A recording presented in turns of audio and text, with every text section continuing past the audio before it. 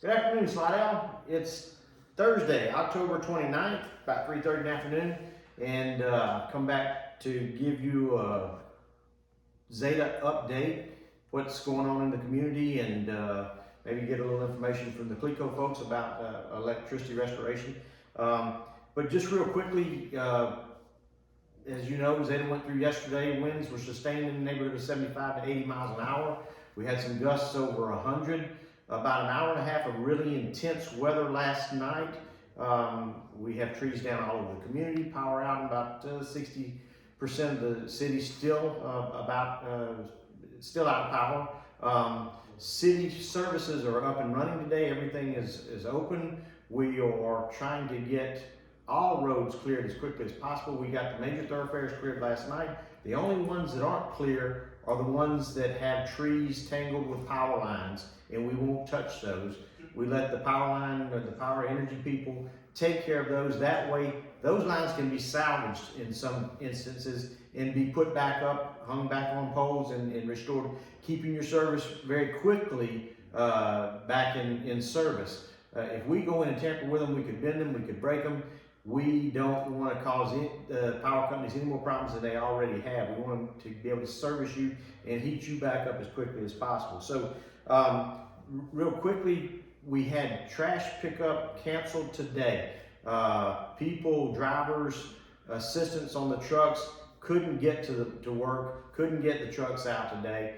There was no power at the service provider's address. They are not up and running today. Couldn't get trucks out of the garages, couldn't get people to work on them. So trash pickup will resume tomorrow. Regular pickup, your Thursday pickups, which are Monday and Thursday, will resume on Monday. You'll have the whole weekend to fill those garbage cans up, I guess you could say.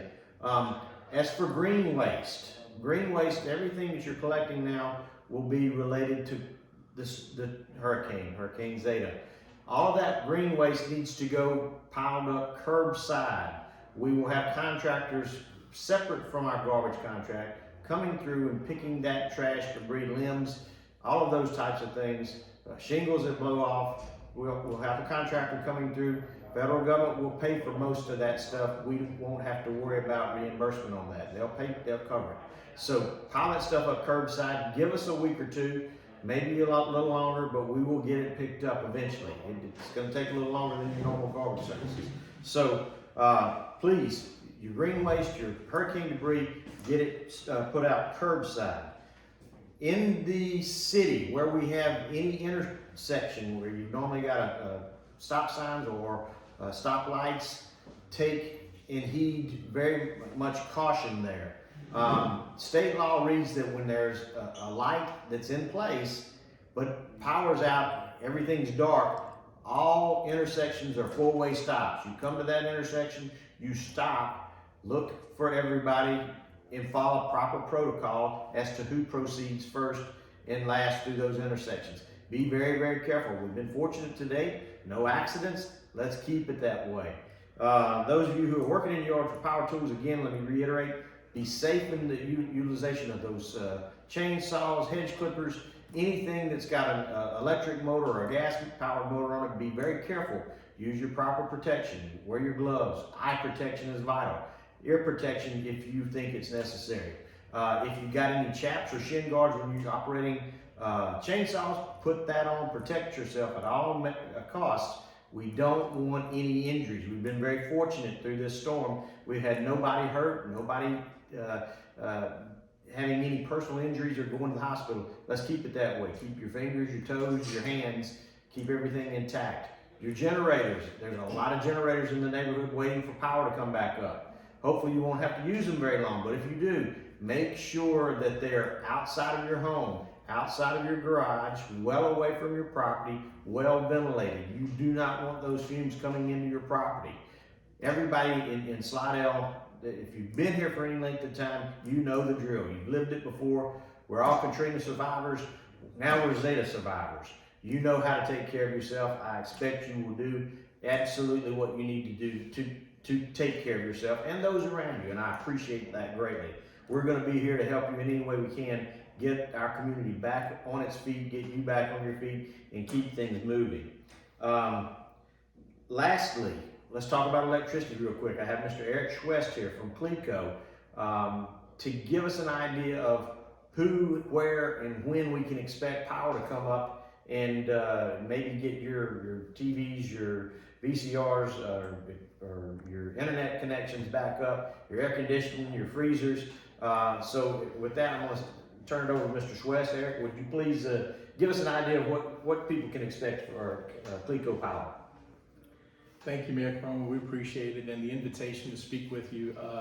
Eric Schouest, I'm the Vice President of Governmental Affairs for Cleco for the state, and going to share a little information with you. It will be quick, and we'll try to continue to provide updates. On social media, we'll have updates that'll happen daily. Facebook, also at www.cleco.com, where our storm center's at. You can follow us there as well. So at the peak of the storm last night, around 8 o'clock, 8:30, the coincidental peak for Cleco was about 73,000 of our 93,000 customers in St. Tammany Parish were outaged. For the Slidell area, at the height of the storm, we had about 35,000 customers in Slidell without power. Remaining as of right now, which it's almost 4 o'clock, we've got about 32,000. So we've been able to restore about 3,000 today. Primarily what happened and what caused the bulk of the outages is we lost 2 transmission lines, two 230,000 kV volt lines. One of them from North Slidell down to Cane Bayou, and one of them from Madisonville over to the Mandeville area. By losing both of those, we had no way to feed from west to east. If we get one of those lines back up, we start to see a lot of restoration take place today.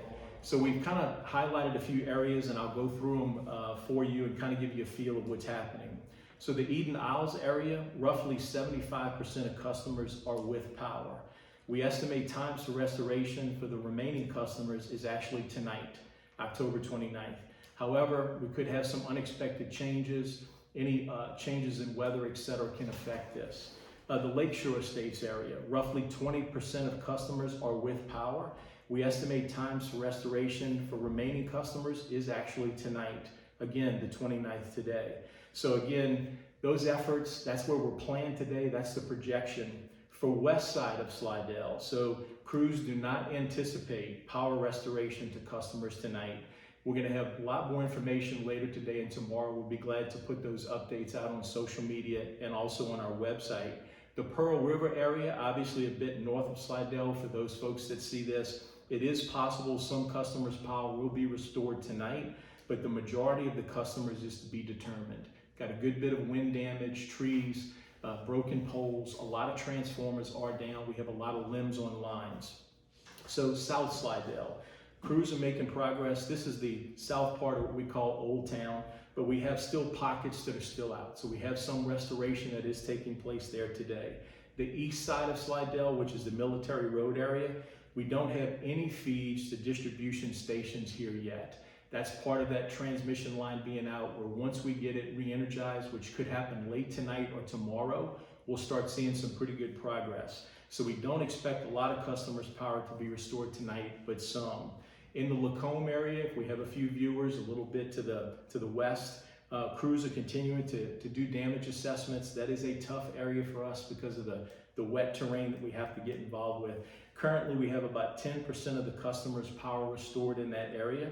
Crews expect to have power restored to about 50% of the Lacombe customers tonight, and about 85 to 90% restored by the end of the day tomorrow, which is October 30th.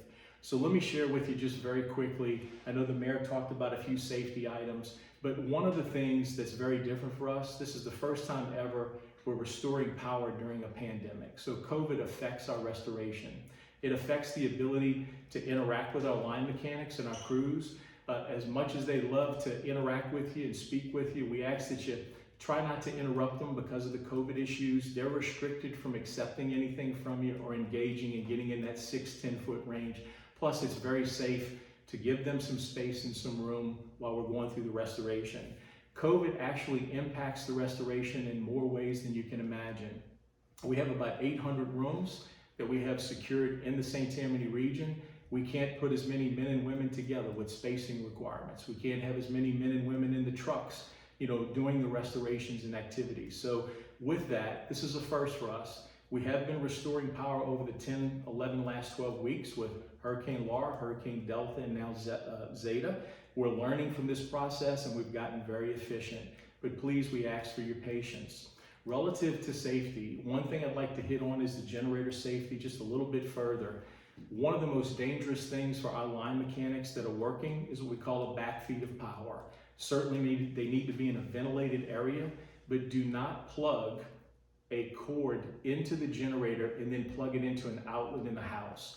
That allows the electricity to backfeed to the meter and then energize a system that may be de-energized. Our mechanics may be working, thinking it's fully de-energized, and it's not, and that's when a fatality or a critical injury can occur. Only plug the appliance by extension cord into the generator. Plug your refrigerator, your freezer, your TV directly into that device. We look forward to continuing the restoration effort. This is a multi-day event. We may have some areas that take a bit longer, but we appreciate your patience and greatly appreciate the opportunity the mayor's given us to interact with you today. Thank you.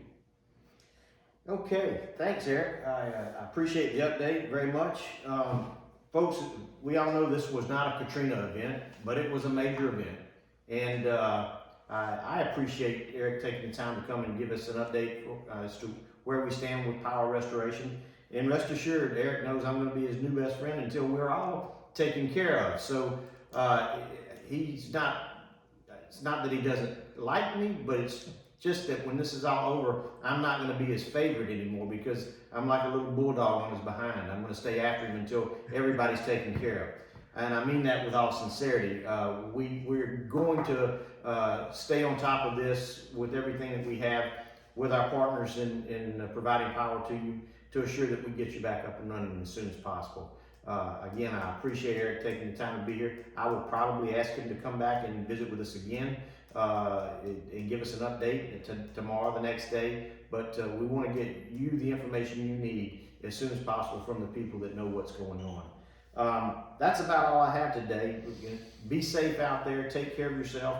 Be careful in using your tools, be using your power tools and your generator usage, and keep those communities that are around us, those folks to the east of us, Biloxi, Bay St. Louis, Gulfport, that were hit so much harder than we were. Keep those folks in your thoughts and your prayers. Keep the folks that are out there working to restore the power, to clean the streets and get your sewer and water systems up and running as soon as possible. Keep them in your thoughts and prayers also. We appreciate the opportunity to be here and serve you, and look forward to visiting with you again tomorrow and give you additional information about where we stand with restoration. Hopefully by this time tomorrow, most of you will be back in service and happy, and you'll be looking forward to a wonderful weekend because the weather's going to be great. Sunny, bright, 65, 70, 75 degree temperatures, unlike anything we've had in the most recent past. So get out and enjoy it, and we'll hopefully get you restored to an order that you can get out and enjoy. This is Mayor Greg Cromer signing off from Slidell City Hall. Thank you for listening to us today, and we'll talk to you tomorrow.